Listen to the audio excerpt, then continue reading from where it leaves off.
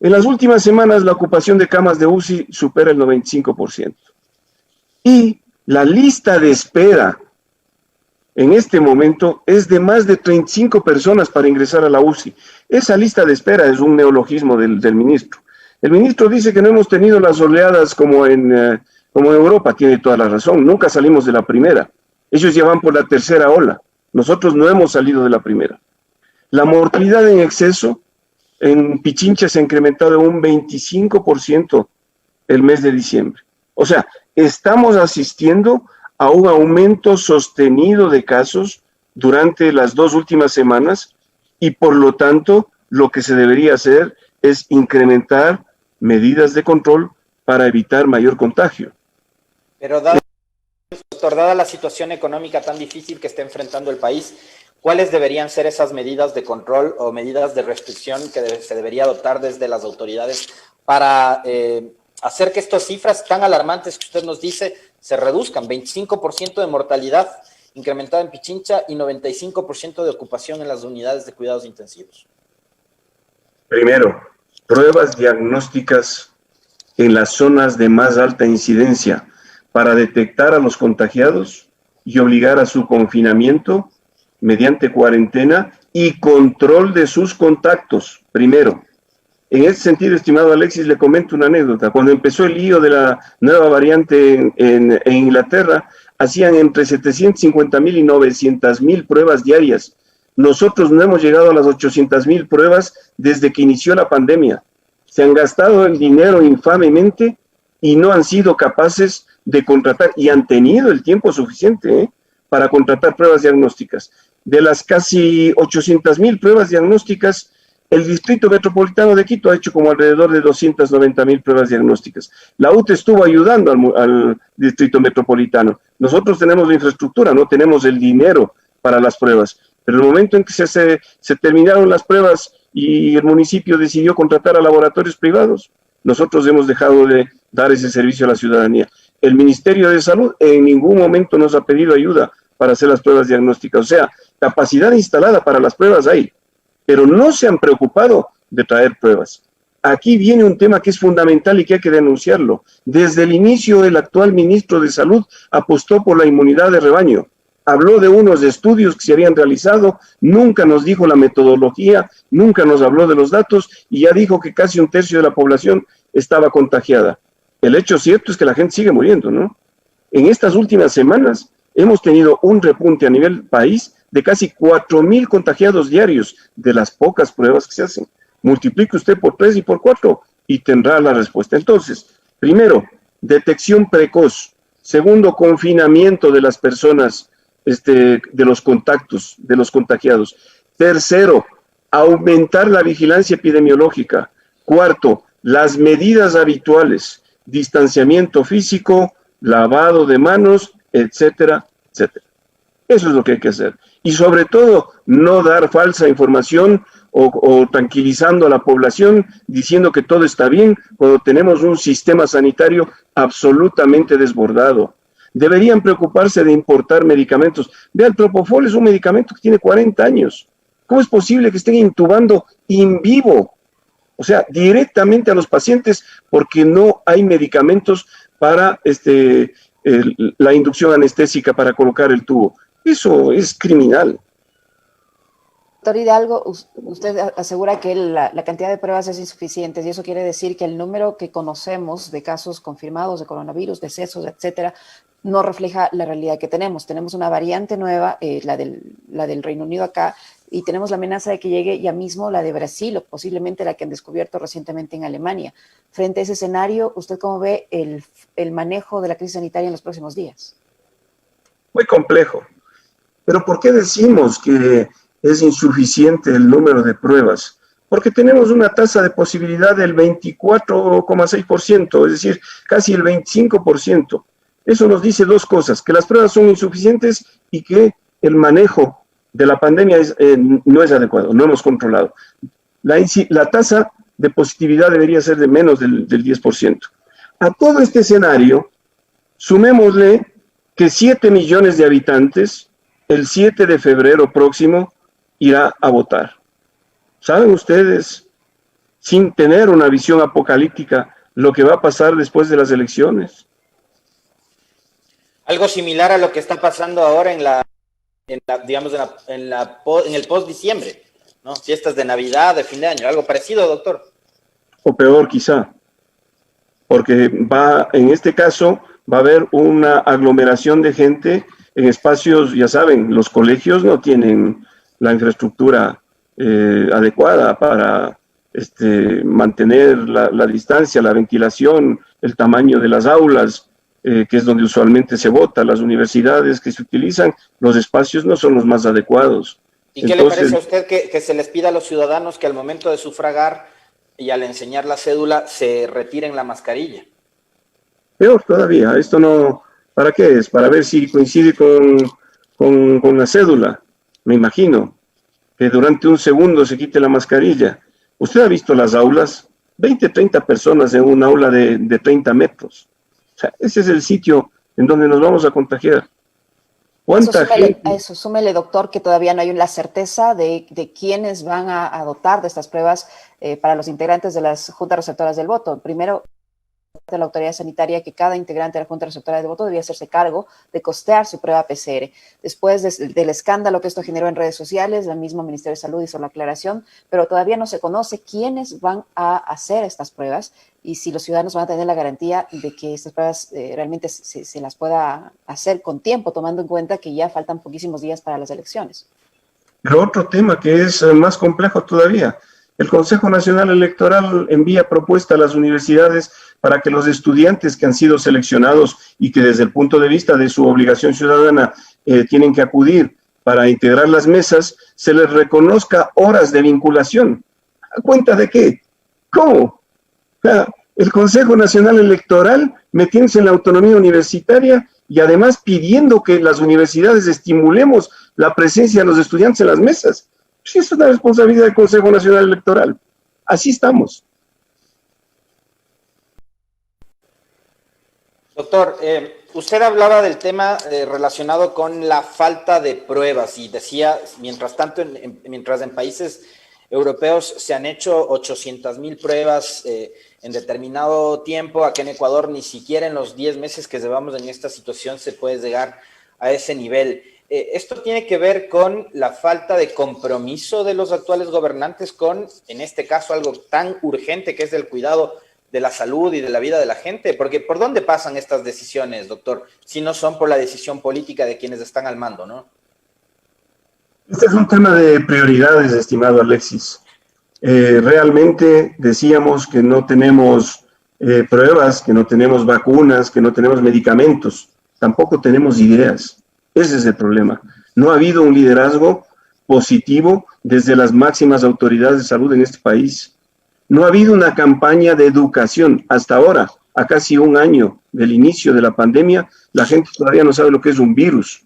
No ha habido una campaña de educación masiva para que la gente también se concientice, porque también tenemos que hablar. Hay parte de la responsabilidad recae directamente en la ciudadanía, pero culpar a los médicos de haber llevado el virus a los hospitales o de que el relajo que se ha armado aquí es por culpa de la ciudadanía, es tener una visión muy estrecha de cuál ha sido realmente la dinámica del manejo de la crisis sanitaria en el país. Nos encontró en la peor época, en el peor momento, se habían despedido personal de salud, se había disminuido el presupuesto de la salud, no se le dio todo el dinero que se requería al Ministerio de Salud desde el primer momento. Desde la época de la ex ministra ya nos vinieron hablando de que íbamos a tener 1 millón de dosis el próximo mes. En 10 meses no hemos sido capaces, de pruebas. En 10 meses no hemos sido capaces de tener 1 millón de pruebas. Se ha optado por la vacuna de Pfizer. Algunos expertos señalan que esa vacuna es la más costosa y la más difícil de implementar. ¿Cuál es su visión sobre el tema? Bueno, sí, efectivamente la cadena de frío de la vacuna de Pfizer es un problema en nuestro país. No se pueden mantener bodegas de hielo seco de manera indefinida. Ustedes deben saber que el hielo seco cuando está encerrado es tóxico y puede ser hasta explosivo.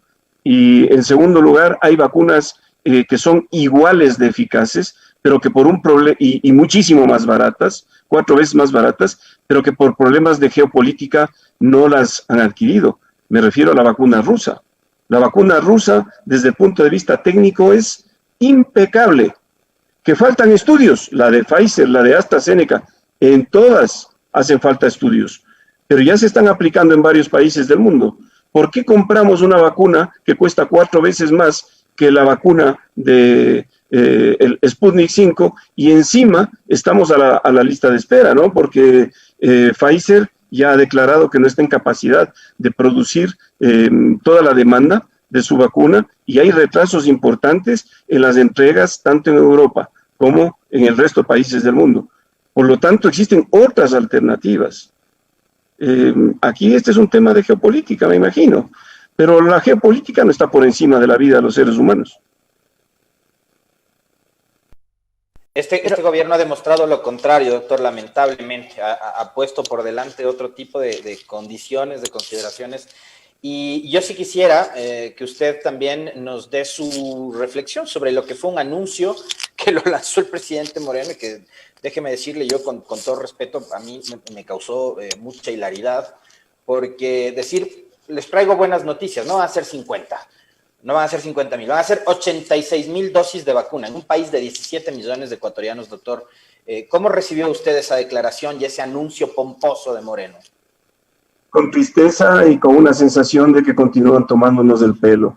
Realmente la ineptitud de quienes nos gobiernan es sin duda alguna la responsable de todos los sufrimientos de la población. No nos olvidemos desde el inicio, desde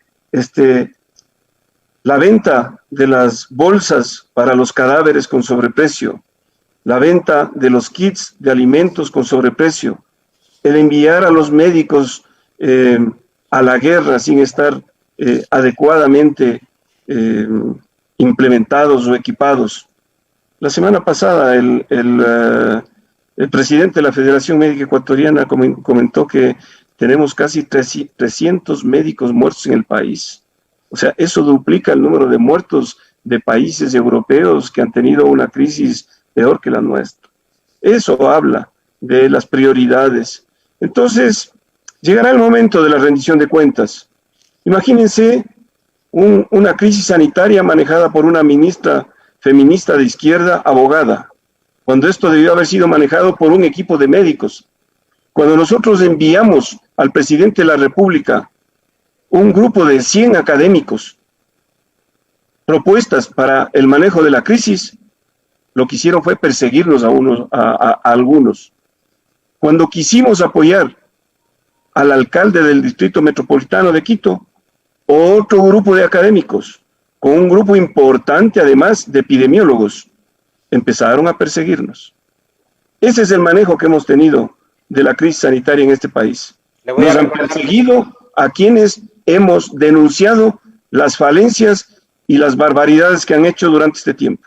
Le voy a recordar un episodio, doctor, ya se nos va terminando el tiempo, pero otro episodio para que la gente lo tenga en su memoria.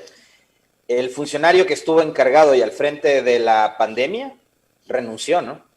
Otto Sonnenholzner estuvo asignado a manejar la pandemia y el hombre renunció. O sea, esas son las autoridades que hemos tenido en este gobierno. Y Otto Sonnenholzner, para quienes se han olvidado, se dedicó a promocionar los túneles aquellos, ¿no?, con tóxicos, o a desinfectar las calles, cuando la Organización Mundial de la Salud ya había dicho que la desinfección de las calles, y hasta ahora lo siguen haciendo, ¿no? Parece que la política está por encima de la ciencia y miran por encima del hombro a la ciencia. También ese ex candidato a la presidencia de la República en su momento tendrá que rendir cuentas, pues en lugar de ponerse a liderar y de buscarse asesores, lo que hizo fue dedicarse a hacer campaña política. Doctor Hidalgo, para finalizar, se menciona el uso de un código QR que va a servir como certificado de vacunación. ¿Cómo funciona esto? Bueno, no sé si está listo, pero se requiere de una plataforma. El Ministerio de Salud dijo que tenía la lista de los, en este caso, privilegiados, ¿no?, que van a recibir las, no sé si las 86,000 dosis o las 43,000 y van a guardar las 43 para la segunda dosis, pero que tienen una lista. Lo que se necesita es una plataforma en donde estén identificados los pacientes, las personas vulnerables, las personas de riesgo, con nombres y apellidos. Se les debe, además, después de la vacuna, hacer una ficha de seguimiento y de farmacovigilancia para ver si es que efectivamente se han presentado o no se han presentado efectos colaterales. Conste que las vacunas han sido aprobadas de emergencia y no sabemos a largo plazo cuáles van a ser los problemas con los que nos vamos a enfrentar. Es decir, se requiere de una plataforma en la que conste incluso la persona o el personal de salud que vacunó al paciente, el sitio en donde se vacunó. Hay que llenar una hoja, ¿no?, electrónica, me imagino, porque no creo que vayan a hacer por papel, en donde se tengan todos los datos para el seguimiento de las personas a las cuales se les ha vacunado y la nueva cita para la segunda dosis, porque con la primera dosis no hacemos absolutamente nada. Entonces, no sé si esto está ya implementado. Si el código QR es igual al sistema de rastreo que implementaron por vía telefónica, no sirve para nada. Yo en 5 ocasiones he hecho como que estoy contaminado, ¿no?, como que estoy contagiado y con unos síntomas atroces y no he tenido respuesta. Para probar el sistema, obviamente, no para engañar a nadie. Y sin embargo no ha funcionado. Así que bueno, confiemos, ¿no? Confiemos. Muchísimas gracias, doctor Hidalgo. No sé si tú tienes más inquietudes, Alexis. Muy gentil, doctor. Un dato adicional, porque es algo que nos están preguntando en las transmisiones en YouTube, es ¿cuál es el promedio de muertes en los Estados Unidos? No sé si usted tiene el dato, doctor, en comparación con lo que está sucediendo acá. Bueno, no tengo el promedio de muertes, pero es cuestión de hacer un ejercicio muy sencillo. Tenemos 2 millones de muertes ahora en Estados Unidos para una población de 135 millones. Ahí se saca la relación. Y aquí tenemos 44,000 muertos para una población de 17 millones. El país que peor ha manejado la pandemia es el imperio, ¿no? Que el mejor sistema sanitario del mundo, decían. El problema es que allá la salud es un negocio. Ese es el tema. En Estados Unidos la salud es un negocio y está en manos de las empresas privadas. Y aquí nos están vendiendo que para que mejoremos la salud tenemos que privatizarla. Imagínense a dónde vamos. Muchas gracias. Muchísimas gracias al doctor Ricardo Hidalgo, médico y rector de la Universidad UTE, que nos acompañó en nuestra primera entrevista. Alexis, sin duda siempre muy interesante lo que podemos escuchar del doctor Hidalgo.